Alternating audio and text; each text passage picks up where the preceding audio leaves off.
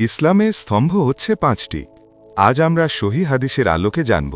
হজরত আবদুল্লাহ ইবনে ওমর রাজিয়াল্লাহু আনহুমা বর্ণনা করেন, নবী করিম সাল্লাল্লাহু আলাইহি ওয়াসাল্লাম এরশাদ করেছেন, ইসলামের ভিত্তি ৫টি খুঁটির ওপর প্রতিষ্ঠিত। প্রথমত, এই সাক্ষ্য দেওয়া যে আল্লাহ ব্যতীত ইবাদতের উপযুক্ত আর কেউ নেই এবং মোহাম্মদ সাল্লাল্লাহু আলাইহি ওয়াসাল্লাম আল্লাহর বান্দা ও রাসূল। দ্বিতীয়ত, নামাজ কায়েম করা। তৃতীয়ত, যাকাত আদায় করা। চতুর্থত, হজ করা এবং পঞ্চমত, রমজান মাসের রোজা রাখা। সহিহ বুখারী ও মুসলিম।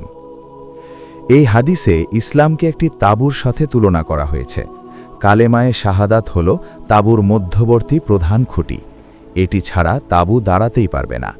আর বাকি 4টি আরকান হল 4 কোণের 4টি খুঁটি। যদি কোনো একটি খুঁটি না থাকে তবে তাঁবুটি দুর্বল হয়ে পড়বে।